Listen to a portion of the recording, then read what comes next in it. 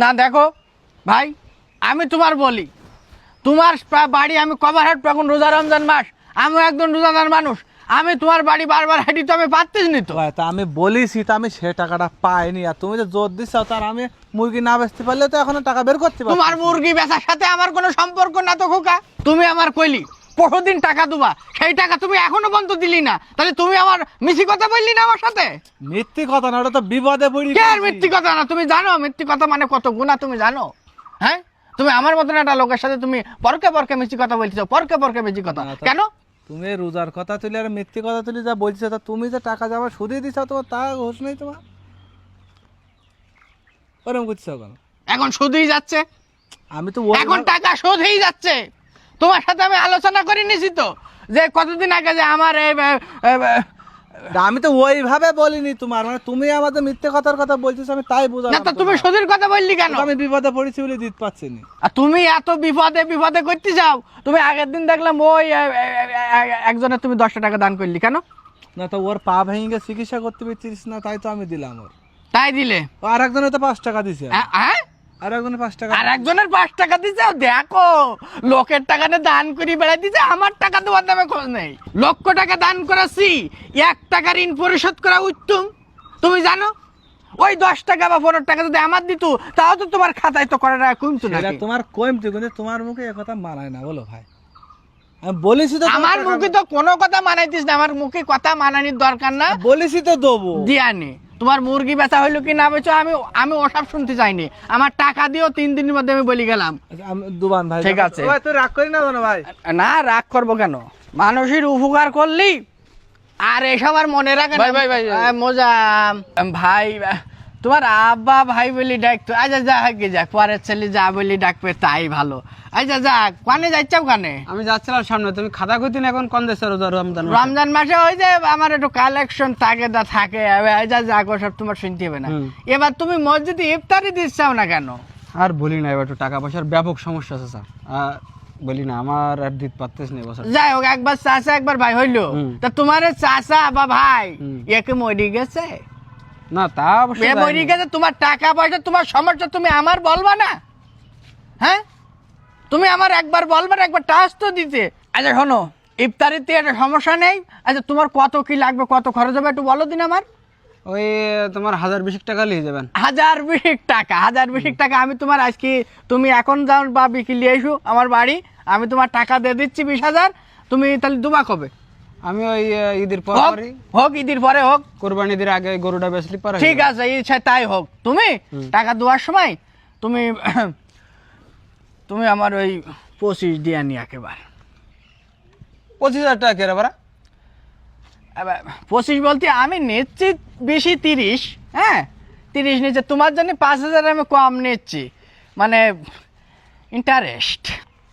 কি কি বলতে স্যার, সুদের টাকা দেখে আর ইফতারি হয় না? কে সুদের সুদ বলতে চাও তুমি? আমি তো বুঝলাম না। আমি তোমার উপকার করতেছি, তোমার ডেকে উপকার করলাম, তাও যদি তুমি এই কথা বলো। আসলে মানুষের একবারে উপকার করতে নাই। যাও চলি যাও, চলি যাও। আচ্ছা শোনো, মাথা গরম করে না, শোনো শোনো। আচ্ছা ঠিক আছে, সমস্যা নেই। দুবানি তাহলে তুমি টাকাটা দিয়ান, বিকালে আমি তোমার বাসায় যাবান। এই এই লাইনে আইছো, তোমার আব্বার মতন বুঝি চাও তুমি, আমি খুশি হয়েছি। শোনো, আর ওই যেদিন ইফতারিতে ধরো লিস্ট ওই মানে 2 একদিন ফাঁকা আছে, হ্যাঁ ওই যেদিন ফাঁকা থাকে ওই দিন তুমি নামটা লিখা দিয়ে নে, সাথে আমার নামটাও জুড়ি দিয়ান, যে তুমি আর আমি মিলে ইফতারি দিচ্ছি।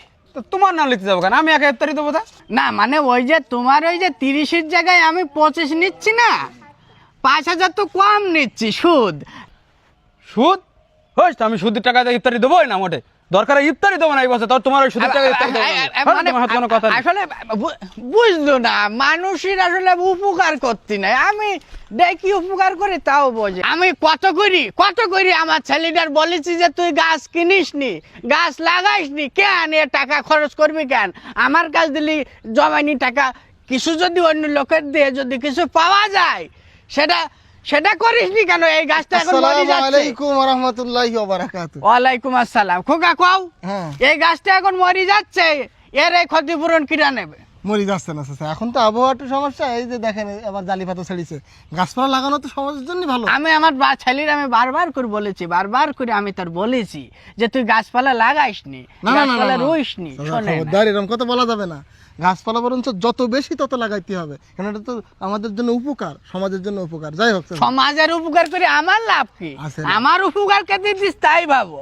তা আপনার উপকারের জন্য আইসি চাচা। যাক, বলো। চমৎকার একটা খবর আছে, আপনার ম্যানেজারের সাথে কথা বললাম। আচ্ছা, তা আপনার সম্পদ, চাষির সোনাদানা সবকিছু মিলাই একটা হিসাব নিকাশ করি, ওই জাকাতের টাকা হয়েছে 4.5 লক্ষ। জাকাতের কাজে আমি 4.5 লাখ না, জাকাতুল্লাহ তো, জাকাতুল্লাহ লাভ টাপ দিয়ে ওর কাছ তো আমি 6 লাখ কত হাজার পাবো। জাকাতুল্লাহ না, তাহলে? জাকাত। জাকাত আপনার সম্পদের জাকাত, এটা ইসলামিক রীতিতে আর কি। এই জাকাত দিতে হবে আপনার 4.5 লাখ। তা আমরা চিন্তা ভাবনা করছি, আমাদের ওই পাড়ার যে সুবান, ও তো প্রতিবন্ধী, ওর একটা দোকান করে দেবেন, আর ওই কিছু মহিলা আছে ওই বিধবা, ওদেরকে 2টা সেলাই মেশিন টেশিন কিনে দেবেন। খোকা এই, দাঁড়াও, তুমি একটু বাড়ি ফোন দাও দিন। বাড়ি ফোন দাও। যাও, যাচ্ছে, যাচ্ছে? যাচ্ছে। আচ্ছা, আব্বার সাথে বলে। নাজিম ভাই, হ্যাঁ ভালো আছি। বলতে যাই, ছেলের মাথায় সমস্যা হয়েছে, তো এগুলো রাস্তাঘাটে ছাড়ি দাও কেন? ছেলে কি বলেন দাদা? বাড়ি কি কি বলছেন এসব? দেখুন, না, বলবো না, মাথায় সমস্যা হয়েছে কি না? মাথায় সমস্যা হয়েছে? তো সমস্যা যদি তোর মাথায় নাই থাকে, তা তুই আমার কাছে 4.5 লক্ষ টাকা তুই কি পালি চাস? এটা তো জাকাতের টাকা, হ্যাঁ, এটা তো মানুষের টাকা। তোর মাথা ঠিক নেই। আচ্ছা, এটা বুঝতে হবে, তোমার তো বোঝা দরকার। এই যে তোমাদের সম্পত্তি আল্লাহ তাআলা দিয়েছে, এর থেকে একটা গরিবের হক আছে জাকাত। এই সম্পদে তো কোনো ক্ষতি হয় না, আল্লাহ তাআলা যে সুন্দর করে সম্পদটা ইনকাম করতে দিয়েছে, এর জন্য এই সম্পদে একটা কাফারা আছে, সেটা হিসেবে জাকাত দিতে হয়। গরিব মানুষকে, ধনীরা আমি গরিবদের দেবে। গরিবদের উপকার করি তো, এই তো আমি ওই যে এর কাছে 5,000 17,000 পাবো, তার কাছে 1.5 লাখ, এরকম কত ওটা লোকের তো কাছে। সুদ এবং এটা তো হারাম। ওটা তো হচ্ছে সুদ না, আমি মানুষের কাছ থেকে আমি কিছু টাকা একটু ইন্টারেস্টিং এর মাধ্যমে আমি নিয়ে থাকি।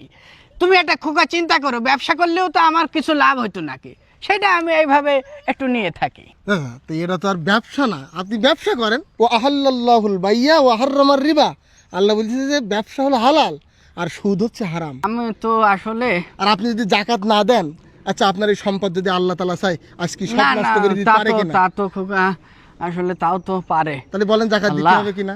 হ্যাঁ, তা তো দিতে হবে জাকাত।